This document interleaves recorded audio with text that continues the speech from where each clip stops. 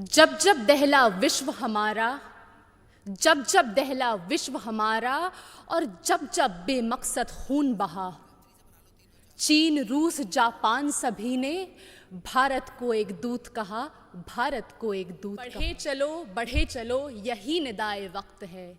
ये कायनात, ये ज़मी, ये कहकशा का रास्ता, इसी पे गामज़न रहो, अमन की राह पर चलो। My warm greetings to dignitaries. I am Mahirakhan from Chhattisgarh, and I am here to speak on the topic of peace building and reconciliation, ushering in the era of no war. Taking pride in India's history is one of the parch prans given by the Prime Minister in the age of Amrit Kal.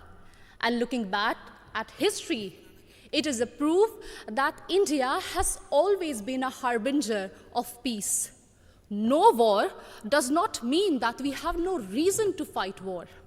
It only means that we give importance to peace by following values of compassion and forgiveness. It was the value of compassion that even after winning the war in Kalinga, Samrat Ashok decided to never wage a war and spend his entire life to preach the message of peace to countries as far as Greece. It was the value of forgiveness that even after the British sent our soldiers to world wars and our farmers to famines, Mahatma Gandhi still chose ahimsa and satyagraha for independence.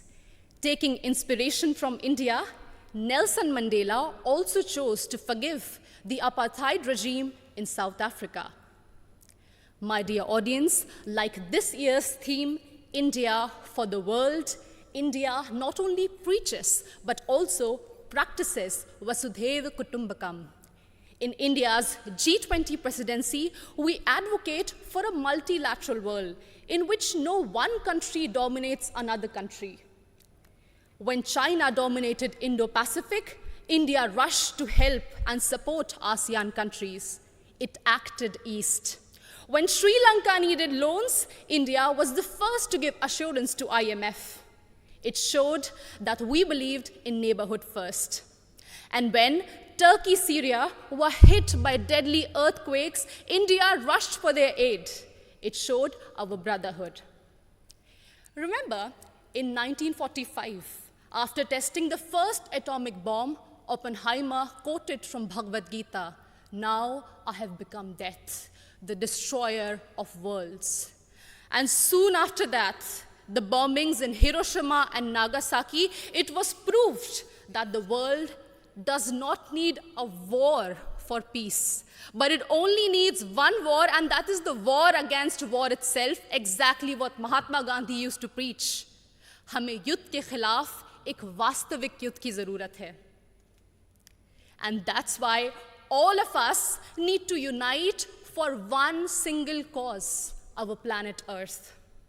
The conflicts in West Asia, Africa, and the constant quest for world dominance between USA and China are doing no good for sustainable and equitable development. And this is worse even in the post-COVID era, something which we cannot afford. And in this circumstance, the world looks at India to find peaceful negotiation and conciliation in the midst of Russian-Ukraine war.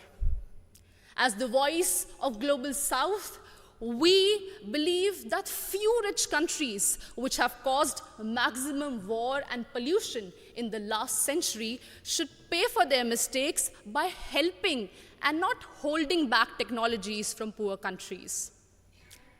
I understand that we might be divided by borders, but we believe that our culture, sports, and ideas could unite us. And in this condition, the world looks at International Solar Alliance for an equitable solution to green energy transition. Our jawar, bajra, and ragi are being celebrated as superfoods in the world today.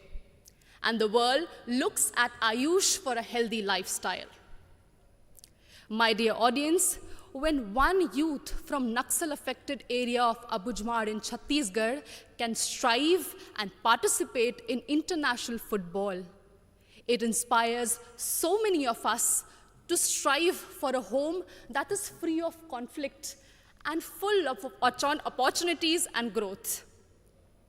In us, in each of us, lies immense ability to solve any internal or external conflicts through peace, passion, and compassion.